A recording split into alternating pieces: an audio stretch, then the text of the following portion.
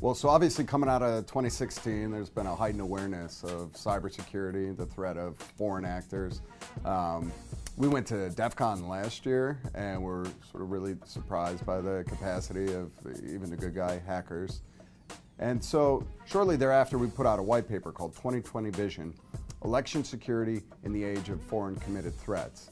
And we released that last December.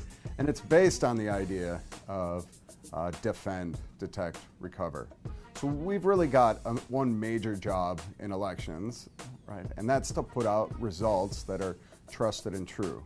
We rely on a large variety of digital systems, and by their nature, they're vulnerable to attack. And so we do our best to defend those systems. Now, defense is very difficult. Think about Uber, Equifax, HBO, Sony, companies that spend literally millions and millions, if not billions of dollars to defend their systems. So it can't be all about defense. We need to set up systems that our voters rely on even if the defenses fail. And that's why our first focus is defense, but beyond defense, it's about detecting when bad things happen and recovering seamlessly. So in Illinois, we've made some great policy decisions over the year. There's a paper artifact for every single voter. Either they've marked it by hand, or if they had to use a touchscreen device, there's a spooling roll that contains a paper audit trail that the voter validates before casting the ballot. So in the event of a successful breach that totally destroys the software counting system, we can use those paper artifacts to reestablish election results that we can put out that all of America or all of Cook County's voters can rely upon.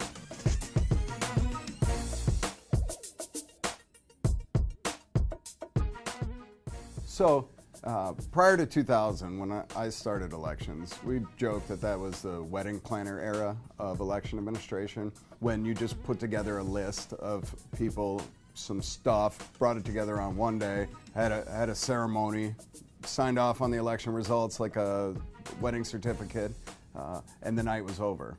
Obviously, 2000 proved that the technology we relied on, punch cards, weren't nearly precise enough to pick the winner in an election so close. Presidential race in Florida, we simply believe it is too close to call. News is now taking Florida out of Vice President Gore's column and putting it back in the too close to call. So the federal government got involved, put in $3.5 billion, and a new wave of procurements came. And this is when America went by and large to a system of touchscreen voting.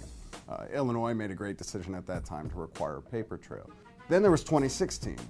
Based on uniform intelligence assessments, the Russians were responsible for hacking the DNC. U.S. intelligence and law enforcement officials tell CNN they believe there is near certainty that Russian intelligence is behind the recent hack of the Democratic National Committee's computers.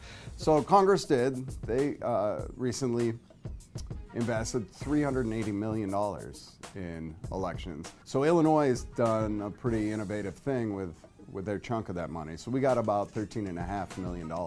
We set aside half of that money for a Cyber Navigator program. Because as we've studied this, what we've come to recognize is each election office needs one person to be dedicated to defense, to detection mechanisms, and to recovery.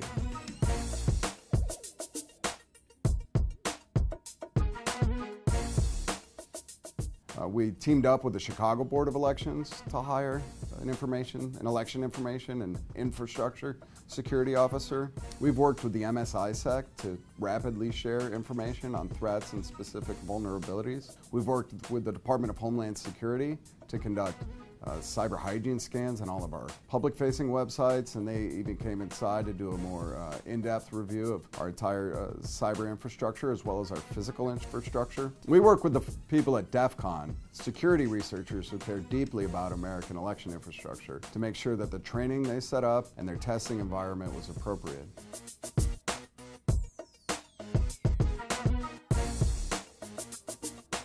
Now, states have zealously guarded what's traditionally been in their purview. and that is sort of managing elections. And the feds in the states have been working closely to sort of negotiate what a good partnership is, and a lot of good strides have been made.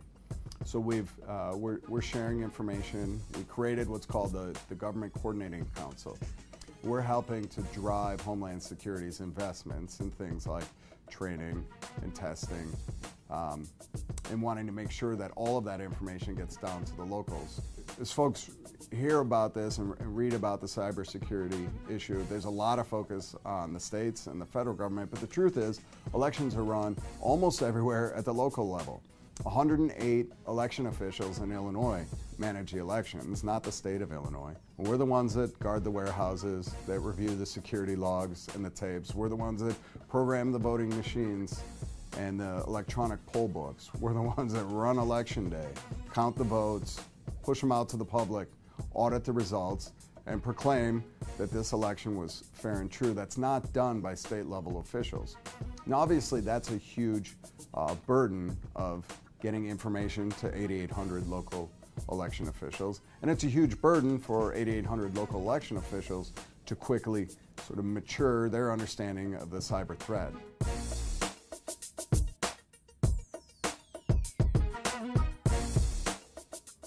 The cyber problem is a race with no finish line. Attackers only have to be right once. We have to be perfect in defense at all times. We believe our intelligence community, that we're targets. It's important for Americans to recognize that this battle is being fought on two fronts. There's one front where election officials like me have almost complete control, and that is our elections infrastructure. Voting machines, vote counting software systems, but also public websites, electronic poll books, election day command centers, right? The stuff we rely on to run modern elections. The other front, and the one we have very little control over, was the information campaign. The use of things like social media, Twitter and Facebook, to continue to divide Americans and create an environment where we're at each other's throat. The information campaign was highly successful in 2016. If the divisions in our country are exacerbated and we can't control ourselves, then a successful attack on our infrastructure becomes that much more of a powerful tool. It's fair to expect that some piece of the elections infrastructure, an elections website, for example, will be attacked successfully. That doesn't mean the heart of the system should not be trusted, but when that does happen, it means that candidates and the media need to start from the premise that the professionals running elections are going to be able to recover from it. If that's the premise that we start from, Americans have nothing to fear.